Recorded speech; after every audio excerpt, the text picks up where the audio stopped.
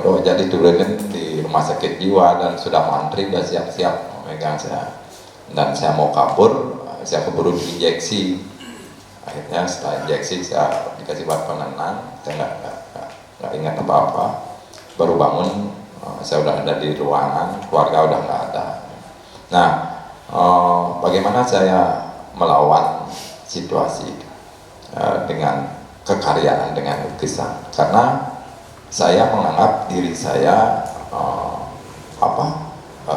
ada sebuah berkah. Saya hidup ke dunia ini ada sebuah berkah yang diberikan oleh Tuhan, yaitu sebuah kemampuan bisa menggambar. Apel Hendrawan terbitkan biografi 50 tahun berkarya The Golden Age Wayan Apel Hendrawan.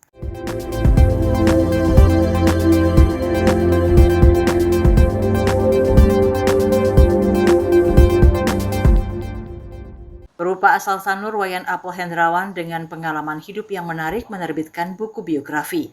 Sempat mengalami kehidupan kelam, mulai terlibat kasus narkoba, hingga direhabilitasi di Rumah Sakit Jiwa RSJ Bangli. Pengalaman hidup itulah yang dituangkan dalam sebuah buku biografi yang ditulis Arif Bagus Prasetyo, Wayan Wester, Richard Hosman, dan Dian Dewi Rich. Buku tersebut bertema 50 Years Journey, The Golden Age Wayan Apel Hendrawan.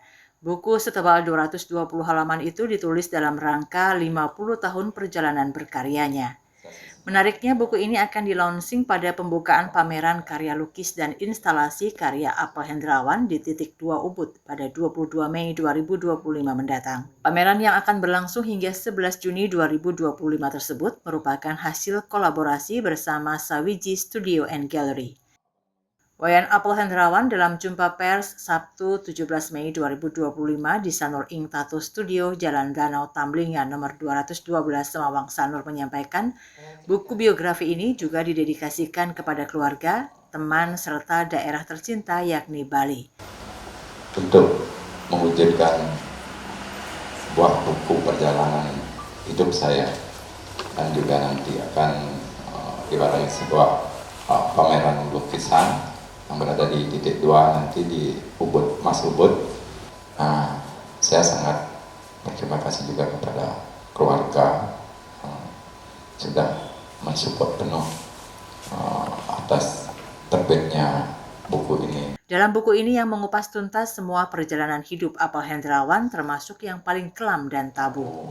Saya tuangkan di buku ini, tapi mereka semua mensupport, mendukung. Itu saya anggap menjadi sebuah kekuatan untuk berani menerbitkan buku ini. Apel Hendrawan yang juga seniman tato ini merasa perlu untuk menerbitkan buku biografi sebagai sebuah motivasi. Meski diakuinya hingga saat ini ia merasa masih banyak kekurangan dan kesalahan. Yaitu melihat dari bagaimana saya di keluarga. Itu saya sebagai patokan, bukan dalam bentuk sebuah kekaryaan atau yang lain. Bagaimana saya bisa harmonis dengan keluarga, itu saya pakai patokan. Begitu kita bisa berjalan di situasi yang harmonis, mungkin itu akan bisa didengar atau dicium oleh pihak yang lain bahwa Apel sudah sadar, Apel. Kalau saya sendiri menyatakan diri saya sadar, mungkin sampai sekarang belum sadar-sadar. Belum sadar-sadar saya. Mereka kan itu anggapan sebuah dari sudut pandang orang mungkin ya. Mungkin saya bisa menerbitkan buku, saya bisa berkarya, saya ada usaha segala macam. Itu bukan titik ukur sebuah berbaliknya situasi. Wayan Wester selaku penulis buku ini menyampaikan perjalanan kreatif seorang Apel Hendrawan yang juga penekun spiritual atau juru mangku sangat menarik diabadikan dalam buku.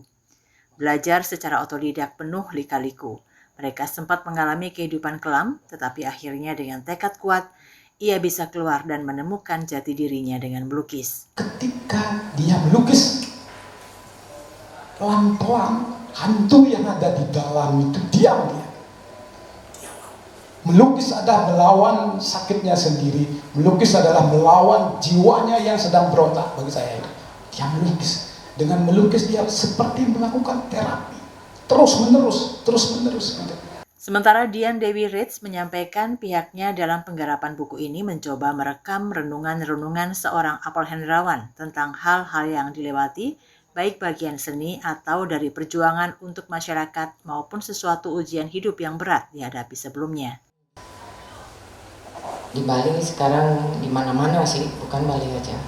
Seni itu sudah inflated. Jadi kita udah di zaman yang ekspresi itu sangat bebas. Dan sangat tersedia untuk disebarkan, dan itu memang medan yang sehat untuk secara visual, untuk kesenian, kebebasan itu. Di Bali kayaknya sih semua bisa sepakat kalau dibilang ya pengaruh komersialnya dan turismenya sangat tinggi.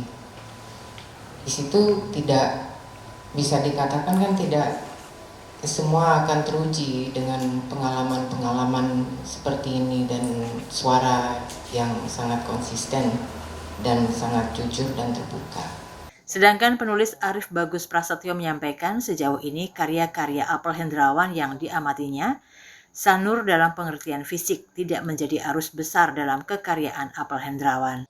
Lebih banyak muncul dalam bentuk spiritnya, spirit sanur itu yang muncul dalam kekaryaan Apel. Konkretnya apa? Salah satunya misalnya ya itu tadi, spiritualitas, kerohanian yang sudah sejak lama dilihat oleh para pengamat itu sebagai rohnya sanur, itu sangat kental di dalam karya-karya seni lukis Apel.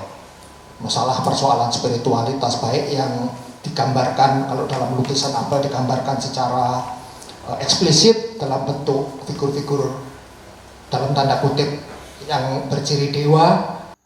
Kabar Bali Hits mengabarkan.